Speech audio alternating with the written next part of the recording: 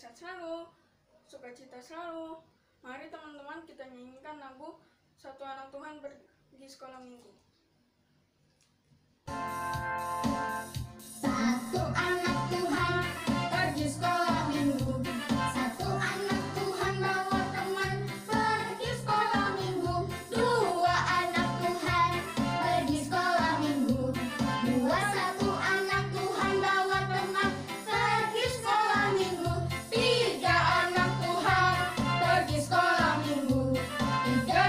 Satu anak Tuhan bawa teman pergi sekolah minggu. Empat anak Tuhan pergi sekolah minggu. Empat, tiga, dua, satu anak Tuhan bawa teman pergi sekolah minggu. Lima anak Tuhan pergi sekolah minggu. Lima, empat, tiga, dua, satu anak Tuhan bawa teman pergi sekolah minggu. Enam anak Tuhan pergi sekolah minggu. Enam, lima, empat, tiga, dua, satu anak Tuhan bawa teman pergi sekolah minggu. Tujuh anak Tuhan pergi sekolah minggu. Tujuh, enam, lima, empat, tiga, dua, satu anak Tuhan bawa teman pergi sekolah minggu. Delapan anak Tuhan pergi sekolah minggu. Delapan, tujuh, enam, lima, empat, tiga, dua, satu anak Tuhan bawa teman pergi sekolah minggu. Sembilan anak Tuhan pergi sekolah minggu.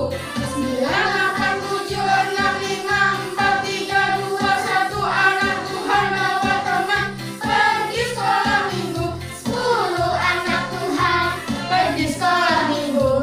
Sepuluh, sembilan, delapan, tujuh, enam, lima, empat, tiga, dua, satu anak Tuhan bawa teman pergi sekolah minggu.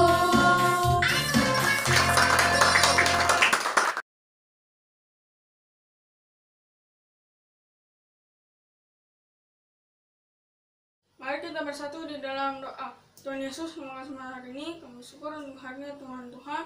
Kami mau mendengarkan firman-Mu. Berkati yang menyampaikan firman-Mu agar bisa menyampaikan dengan baik ya Tuhan. Di dalam nama Tuhan Yesus, haleluya, amin. Teman-teman, firman Tuhan hari ini terambil dari Kitab Ezra pasal 7. Yuk kita dengarkan sama-sama.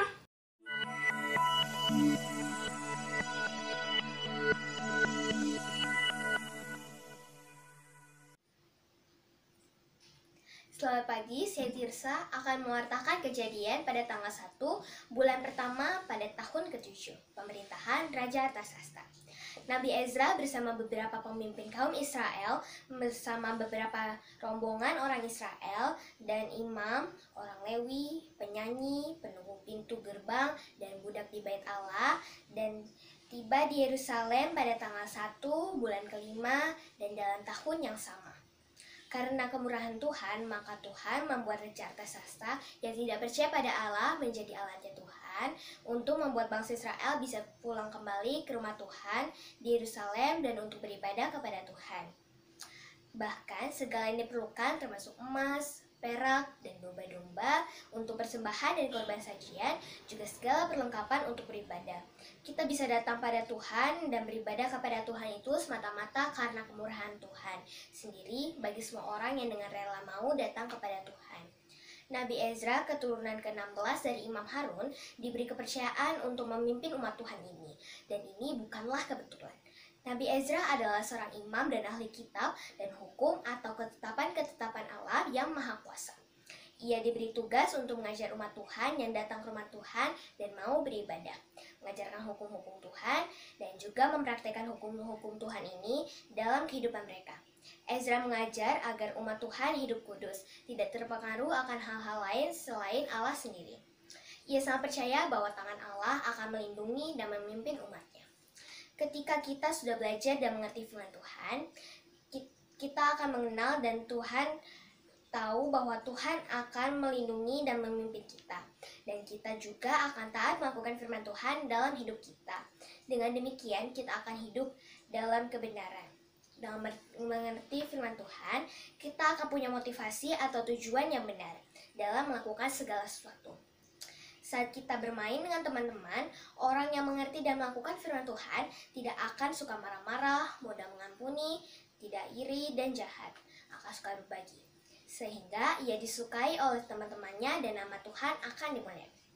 Saat kita sedang makan bersama, kita bersikap sopan, bersyukur, tidak rakus, dan bersih. Maka kita juga bisa memuliakan Tuhan. Bahkan saat kita sedang berjalan-jalan, jika kita mengerti firman Tuhan, kita tahu bahwa Tuhanlah yang menciptakan segala sesuatunya. Maka saat melihat keindahan alam, kita akan bersyukur pada Tuhan. Kita akan mengagumi kehebatan Tuhan ini, juga akan memuliakan Tuhan. Oleh karena itu, sangat penting kita belajar dan melakukan firman Tuhan dalam hidup kita supaya kita bisa selalu memuliakan nama Tuhan. Demikian warta hari ini, saya Tirsa untuk GPDI Ujung Menteng. Shalom.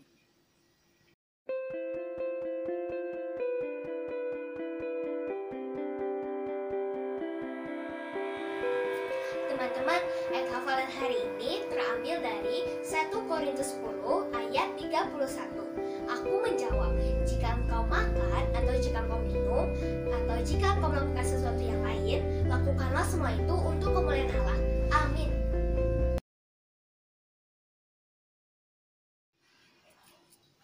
Teman-teman, tadi kita sudah selesai mendengarkan firman Tuhan. Mari kita bersatu di dalam doa.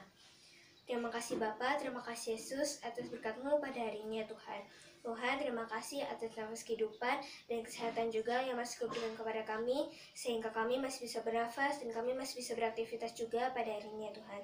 Tuhan, biarlah kami bisa terus belajar, melakukan, dan terus memuliakan nama-Mu juga ya Tuhan, dimanapun kami berada ya Tuhan. Tuhan, juga Kau berkati Opa Theo dan Oma Evi, kakak-kakak pembina kami, kedua orang tua kami, dan teman-teman kami. Berikan mereka semua kesehatan, panjang umur, dan agar imannya juga bisa teguh hanya kepada Engkau saja Tuhan. Dan jauhkan mereka juga dari virus corona ya Tuhan. Terima kasih Tuhan, berikan kami semua hati yang lemah lembut, sukacita, dan damai sejahtera juga ya Tuhan. Terima kasih Tuhan, di dalam nama Tuhan Yesus, haleluya. Bapa kami yang di surga, kami bersyukur boleh datang bersujud di bawah kaki-Mu. Kami mau serahkan segala keberadaan dan kondisi bangsa dan negara kami saat ini ke dalam tangan-Mu, terutama untuk kota Jakarta dan seluruh kota di Indonesia. Kami mohon tutup bungkus kami dengan kasih darah-Mu, Yesus, terhadap keluarga kami, saudara kami, teman-teman kami, dan seluruh masyarakat kami, terutama kota Jakarta serta seluruh kota di negeri ini. Kami mohon malaikat-malaikat Tuhan menjaganya dan lindungi Presiden kami Joko Widodo dan juga para pejabat negeri yang benar-benar mencintai bangsa dan negara kami ini. Amanah segala keberadaan telah Engkau nyatakan dalam kinerja mereka, tapi kuasa iblis yang merasuki pada kaum radikal dan kaum serakah justru semakin kalap dan brutal. Katakan dan tolak di dalam nama Tuhan Yesus Kristus, semua roh jahat yang ada di muka bumi ini musnah. Terima kasih Tuhan, di dalam nama Tuhan Yesus, haleluya, amin. Dan memberkati kita semua. Dadah.